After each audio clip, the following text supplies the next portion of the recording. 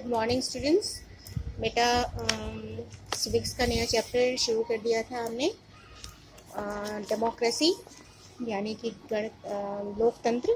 ठीक है, और इसके बारे में थोड़ी बहुत जानकारी मैंने आपको दे दी थी कि लोकतंत्र किसे कहते हैं। आप डेमोक्रेटिक कंट्री में रहते हैं तो आपको पता होगा कि लोकतंत्र क्या होता है। वह देश जहाँ पर जनता के द्वारा सरकार चुनी जाती है, चलाई जाती है, वो देश एक लोकतांत्रिक देश होता है। ठीक है, ये सारी बातें मैंने आपको बताई थी। और जो लोकतांत्रिक सरकार होती है वो जनता के प्रति उत्तरदायी होती है और जनता उसको किसी भी समय हटा सकती है, उसको उसके पद से विमुक्त कर सकती है। अगर जनता के अनुकूल वो सरकार नहीं चले तो जनता के पास ये अधिकार भी होता है कि वो सरकार को गिरा भी सकती है, यानी कि बनाने का भी और गिराने का भी। ये दोनों अधिकार जो है ये सिटीजन्स के पास होते हैं, ये नागरिक के पास होते हैं जिस देश में भी डेमोक्रेटिक कंट्री होती, ये डेमोक्रेटिक गवर्नमेंट होता है। ठीक है, और जनता चुनाव कैसे करती है? इलेक्शन के थ्रू, वोटिंग के थ्रू वो अपने रिप्रेजेंटेटिव्स को चुनती है। मतलब आम चुनाव होता है हर चौथे साल के बाद 5वें साल में, और जनता जो है वो अपने मनपसंद पार्टी के नेता को वोट देती है और फिर उसको चुनती है। तो इस तरह से चुनाव प्रक्रिया संपन्न होती है, और जिस भी पार्टी के नेताओं को सबसे ज़्यादा वोट मिलता है, सबसे ज़्यादा वो जीत के आते हैं, उस पार्टी के नेता को जो है वो देश चलाने का अधिकार दिया जाता है। तो इस तरह से डेमोक्रेसी जो है वो काम करती है।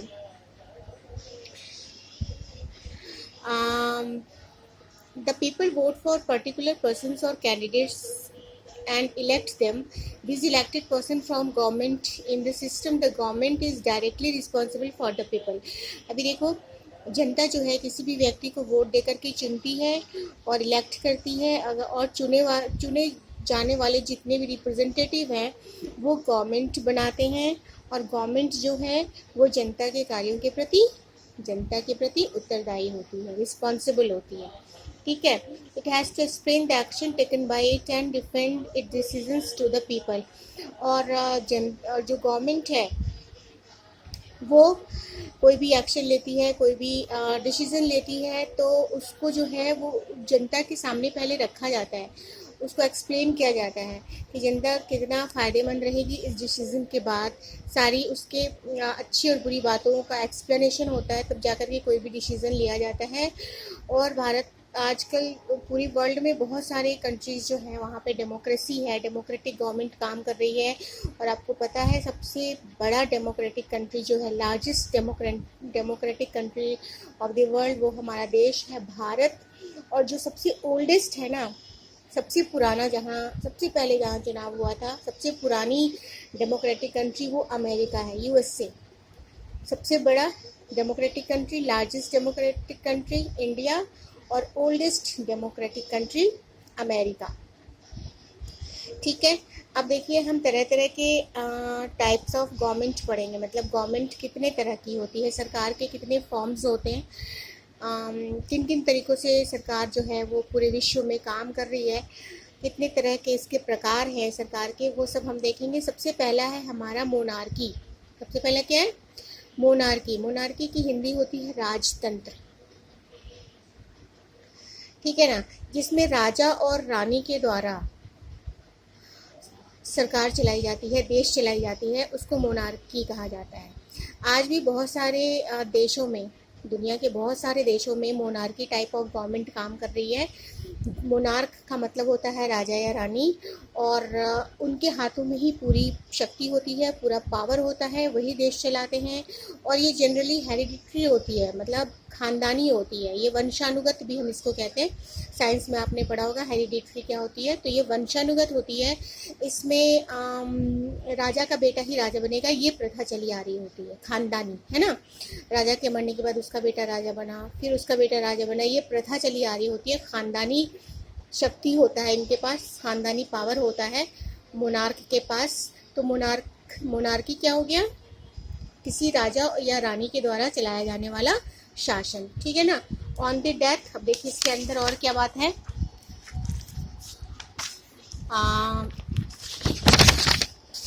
On the death of A monarch, The eldest child, usually a male child, inherits the position and becomes the next ruler. अगर मान लो राजा की मृत्यु हो जाती है तो उसका बड़ा बेटा, ये तो हमें पता ही है, बड़ा बेटा को राजगद्दी दिया जाता है। और बड़ा बेटा ज़्यादातर मेल होना चाहिए, अगर लड़की फीमेल बड़ी है तो उसको नहीं देते, उसके बाद का जो लड़का होता है उसको गद्दी सौंपी जाती है, और इस तरह से वो अपने पिता की पोजीशन को इनहेरिट कर लेता है, मतलब ग्रहण कर लेता है। ठीक है, अब दूसरा हमारे पास है डिक्टेटरशिप। डिक्टेटरशिप क्या होती है? डिक्टेटरशिप की हिंदी होती है तानाशाह, तानाशाहवाद। तानाशाह मतलब एक व्यक्ति जो बहुत शक्तिशाली है, उसके ऊपर पूरा दारोमदार होता है गवर्नमेंट का। अब देखिए इसके अंदर क्या है, आपने नाम सुना है डिक्टेटरशिप का? तानाशाह जानते नहीं है? कोई जब किसी पर अपने निर्णय को थोपता है, कोई बात थोपता है, अगर हमें पसंद ना हो तब भी ज़बरदस्ती हमसे वो काम करवाए, तो हम उसको आम बोलचाल की भाषा में भी कहते हैं कि देखो बड़ा तानाशाह है, हम तुम्हारी तानाशाही नहीं सहेंगे, इस तरह की बात हम कहते हैं ना। तो तानाशाह मतलब क्या? कि अपने विचारों को, अपने निर्णय को, अपनी बात को ज़बरदस्ती जनता के द्वारा मनवाना, चाहे वो बात अच्छी हो बुरी हो, है ना, तो वो डिक्टेटरशिप कहलाता है। तो this type of government is also known as ये क्या लिखा है, टोटलिटेरियन रिज्म और डिक्टेटरशिप। इसको जो है टोटलिटेरियन रिज्म या फिर डिक्टेटरशिप कहा जाता है इस तरह के शासन को। और इस शासन में क्या होता है, गवर्नमेंट जो है, individuals are given no importance in the government, मतलब किसी एक व्यक्ति, जनता का इसमें कोई इम्पोर्टेंस नहीं होता है। जैसे हमारे लोकतंत्र में होता है ना, जनता के हाथ में ही सब कुछ होता है। जनता नाराज़ होगी तो सरकार गिर जाएगी, जनता खुश रहे तो सरकार चलेगी, है ना। और नेता लोग भी जनता को खुश करने का प्रयास करते हैं ताकि उन्हें वोट मिल सके, वो गवर्नमेंट बना सकें, सत्ता में आ सकें। लेकिन इसमें ऐसा नहीं है, इसमें जनता को कोई वैल्यू नहीं दी जाती, उनके निर्णय को, उनके विचारों को कोई मान्यता नहीं दी जाती। और the country enjoys unlimited powers.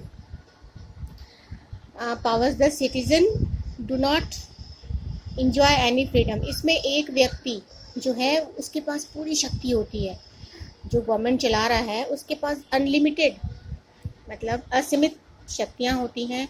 और जो जनता है वो अपने किसी भी आज़ादी का वो फ़ायदा नहीं उठा पाता, किसी भी पावर का फ़ायदा नहीं उठा पाता। मतलब जनता जो है वो बिल्कुल ही दबी रहती है, और जिस व्यक्ति के हाथ में शासन है वो अपने पावर्स का अंधाधुंध प्रयोग करता है। ठीक है, और the power to the rule rest with one person, एक ही व्यक्ति के हाथ में पावर होती है, जिसको हम डिक्टेटर कहते हैं, तानाशाह कहते हैं। और आपको पता है बहुत सारे तानाशाह हुए हैं वर्ल्ड में, जैसे नेपोलियन बोनापार्ट का नाम आपने सुना होगा, डिक्टेटर था वो बहुत बड़ा, है ना।